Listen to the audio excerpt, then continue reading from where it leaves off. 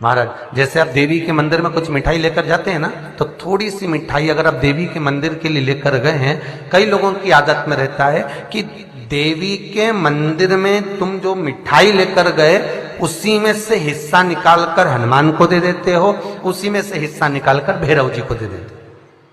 बोलो यही करा कि नहीं करा? यही करा ना। अब ईमानदारी से बोलो,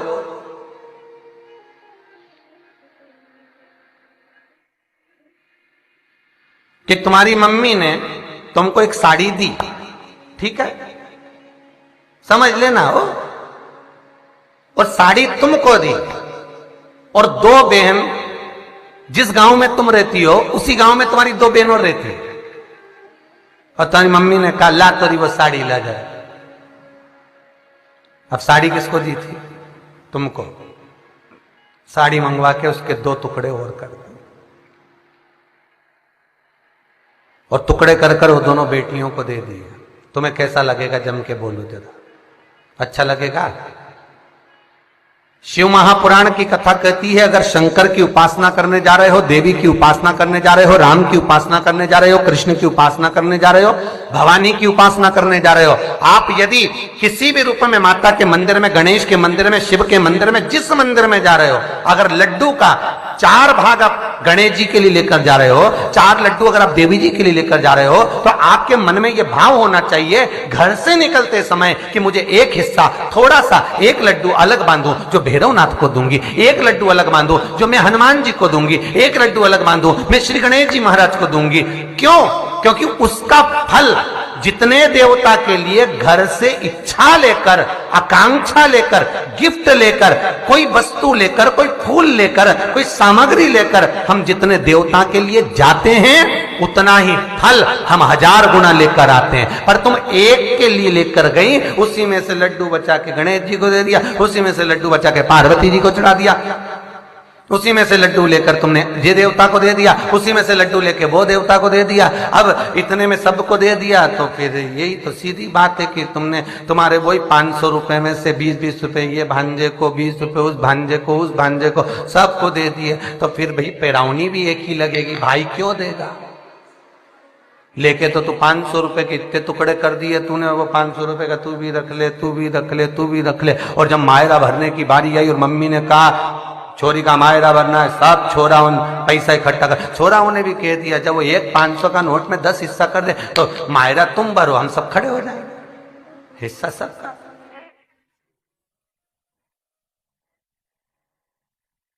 और अगर बहन को निभाना है, मायरा चारों भाई से भरवाना है, तो बहन को प्रेम भी चारों को लुटाना पड़ेगा। बहनों को चारों भाइयों के प्रति उतना ही प्रेम रखना पड़ेगा जितना एक के प्रति रखा।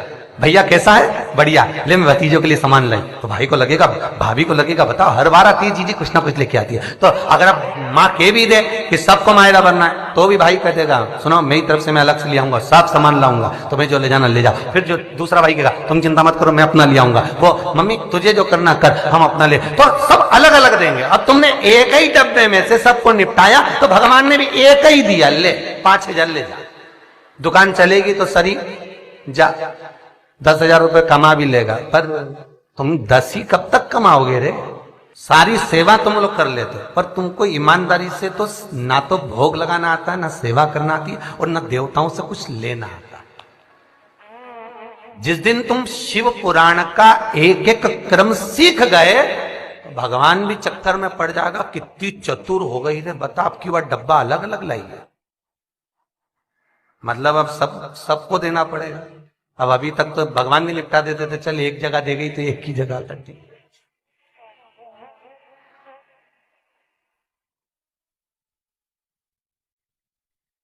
भगवान भी तो सोचे, अबे भले थाली एक लेकर जाओ, मना नहीं, पर उसमें अगर आप भैरव राज को दे रहे हैं, हनुमान जी को दे रहे हैं, गणेश जी को दे रहे हैं, पार्वती जी को दे रहे हैं, तो भाग थोड़ा लेकर जाए। घर से ही ये भाव लेकर जाए कि मुझे उस मंदिर में और भी देवता है, मेरे को सबको भोग लगाना है, मैं सबके लिए लेकर जाऊं। जब समय आएगा तुम सबके लिए लेकर जा रही हो तो सब भी तो तुम्हारे लिए लेकर आएंगे, सब देंगे। हम सुनते हैं, करना भी चाहते हैं, पर कई बार कई माताएं कहती गुरुजी हम तो बहुत मेहनत करते जी, फल कुछ नहीं मिले। हमने कहा क्या क्या, हम तो खूब सेवा करें, अगरबत्ती भी लगाएं, धूप बत्ती भी लगाएं, इत्र भी लगाएं, शंकर जी के मंदिर भी जाएं, 2 अगरबत्ती भी लगाएं, पानी भी चढ़ाएं, 2 दही भी चढ़ाया, पर भोलेनाथ तो हमारा सुने ही नहीं। अरे कैसे नहीं सुने? उसके बराबर साधारण, उसके बराबर सरल कौन? चाहे पार्थिव शिवलिंग का निर्माण करो, चाहे घर के अंदर शिवलिंग रखो, छोटा शिवलिंग का निर्माण होना चाहिए।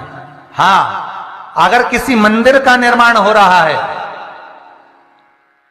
किसी मंदिर में प्राण प्रतिष्ठा हो रही है, किसी मंदिर में शंकर का शिवलिंग विराजमान हो रहा है, तो जो जजमान शिवलिंग का निर्माण, जो जजमान प्राण प्रतिष्ठा कर रहा है, जो जजमान प्रतिष्ठा करने के लिए बैठा है, उस जजमान के 12 उंगल से बड़ा शिवलिंग होना चाहिए।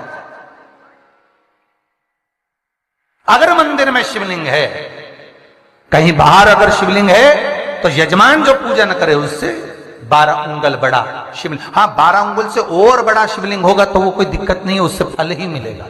पर मंदिर के अंदर देव पूजन के लिए जो मंदिर बनाए जाते हैं, उसमें 12 उंगल से अगर नीचे का शिवलिंग होता है तो वो श्रेष्ठता नहीं देगा।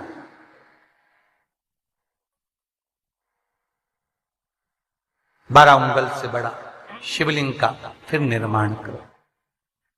महाराज उससे बड़ा होगा चल जाएगा, उससे और बड़ा होगा चल जाएगा, पर उससे छोटा जो जजमान प्राण प्रतिष्ठा कर रहा है, जो जजमान प्रतिष्ठा कर रहा है, तो पंडित भी कर देते हैं, ब्राह्मण चतुर कर देते हैं, ये शिवलिंग छोटा है, इतना बड़ा नहीं चाहिए, उससे बड़ा होना चाहिए। जो जजमान पूजन करे उसको उसका फल मिले, उसको पुण्य फल प्राप्त। जब भी तो आप लोगों को हम बारंबार कहते हैं कि आप लोग जो भी उपाय करते हो वो घर में कर लेते हो, आपसे कहते हैं मंदिर में जाकर करो। मंदिर में जाकर करोगे तो शिवलिंग जो बड़ा स्वरूप का होता है वो अधिक फल देने वाला है। अगर मान लो दुख कटता ही नहीं है, दुख कट ही नहीं रहा है,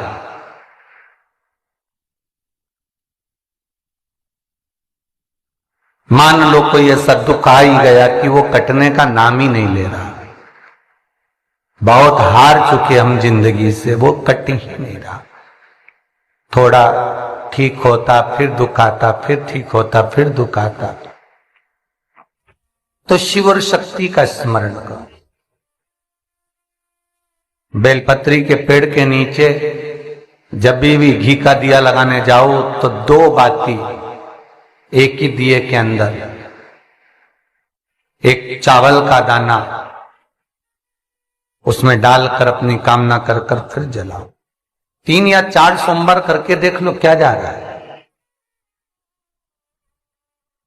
अगर मान लो कोई दुख ऐसा है कि वो कटने का नाम ही नहीं ले रहा है, कट ही नहीं रहा है, कभी कुछ तकलीफ कभी कुछ, तो बाबा का शिव और सती का शिव और पार्वती का शिव, शक्ति का शिव, अन्नपूर्णा का